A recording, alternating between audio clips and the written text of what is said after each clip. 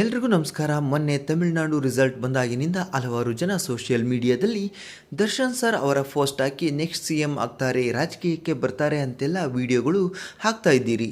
ಏನಪ್ಪ ವಿಷಯ ಅಂತಂದರೆ, ದರ್ಶನ್ ಸರ್ ಈ ಮೊದಲೇ ಅವರು ಇಂಟರ್ವ್ಯೂ ಒಂದರಲ್ಲಿ ಹೇಳಿದರು, ರಾಜಕೀಯಕ್ಕೆ ಬರುವಂತಹ ಉದ್ದೇಶ ಏನಿಲ್ಲ, ರಾಜಕೀಯಕ್ಕೆ ಬಂದ್ರೂ ಯಾವಾಗ 2,000 ರೂಪಾಯಿ ಕೆಲಸ ಮಾಡಲ್ವೋ, ದುಡ್ಡಿಲ್ಲದೇನೆ ಜನ ಯಾವಾಗ ಓಟ್ ಹಾಕ್ತಾರೆ ಆವಾಗ ರಾಜಕೀಯಕ್ಕೆ ಬರ್ತೀನಿ, ಯಾಕಂತಂದರೆ ರಾಜಕೀಯ ಅನ್ನೋದು ಬಿಸ್ನೆಸ್ ಅಂತ ಹೇಳಿದ್ದಾರೆ. ಖಂಡಿತವಾಗಲೂ ನಿಜಾನೇ. ಯಾಕಪ್ಪ ಅಂತಂದರೆ ಒಳ್ಳೆ ಹೃದಯವಂತ ನಿಷ್ಕಲ್ಮಶ ವ್ಯಕ್ತಿ ದರ್ಶನ್ ಸರ್. ಅವರು ಸೇವೆ ಯಾವುದೇ ಎಕ್ಸ್ಪೆಕ್ಟೇಷನ್ ಇಲ್ಲದೆ ಸೇವೆಗಳು ಮಾಡ್ತಾ ಇದ್ದಾರೆ. ಅವರಿಗಾಗಿ ದೊಡ್ಡ ದೊಡ್ಡ ಅಭಿಮಾನಿ ಬಳಗ ಕೂಡ ಇದೆ. ದರ್ಶನ್ ಸರ್ ರಾಜಕೀಯಕ್ಕೆ ಬಂದರು ಅಂದರೆ ಅವರನ್ನು ತಡೆಯಲು ಕರ್ನಾಟಕದಲ್ಲಿ ಯಾರೂ ಇಲ್ಲ. ಅವರಿಗೆ ಎದುರಾಳಿ ಕೂಡ ನಿಲ್ಲೋಕೆ ಆಗಲ್ಲ. ಅವರೊಂಥರ ಸುಂಟರ ಗಾಳಿ ಇದ್ದಂಗೆ.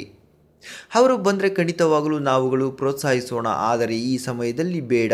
ಈಗಿನ ಪರಿಸ್ಥಿತಿಯಲ್ಲಿ ಅವರಿಗೆ ಸದ್ಯ ಜಾಮೀನು ಸಿಕ್ಕರೆ ಸಾಕಾಗಿದೆ. ಈ ಥರ ಪ್ರಚಾರ ಮಾಡಿ ದರ್ಶನ್ ಸರ್ ಅವರ ಮೊದಲ ಜಾಮೀನು ಅರ್ಜಿಯನ್ನು ವಜಾ ಮಾಡಿದೆ. ಹಾಗಾಗಿ ಈ ಸಮಯದಲ್ಲಿ D boss next C M ಆಗೋ ಕ್ಯಾಂಡಿಡೇಟ್ ಅಂತ ವಿಡಿಯೋಗಳನ್ನು ನಾವು ಹಾಕ್ತಾ ಇದ್ದರೆ ರಾಜಕೀಯದಲ್ಲಿ ಮತ್ತಷ್ಟು ವಿರೋಧ ವ್ಯಕ್ತವಾಗುತ್ತೆ. ಆದಷ್ಟು ದಯವಿಟ್ಟು ಈ ರೀತಿಯ ಪೋಸ್ಟ್ಗಳನ್ನು ಹಾಕಬೇಡಿ. ನಾನು ಒಂದು ವಿನಂತಿ ಮಾಡ್ತೀನಿ. ಯಾಕಂದರೆ ದರ್ಶನ್ ಸರ್ ಅವರು ಹೃದಯವಂತರು. ಅವರ ಕೆಪಾಸಿಟಿ ಏನೋ ಎಲ್ಲರಿಗೂ ಗೊತ್ತಿದೆ.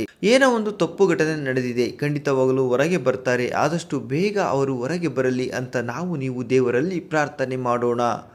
ನಿಮಗೂ ಸಹ ದರ್ಶನ್ ಸರ್ ಆದಷ್ಟು ಬೇಗ ವಾಪಸ್ಸು ಬರಬೇಕು ಅನ್ನೋದಾದರೆ ಜೈ ಡಿ ಬಾಸ್ ಅಂತ ಕಮೆಂಟ್ ಮಾಡಿ ತಿಳಿಸಿ.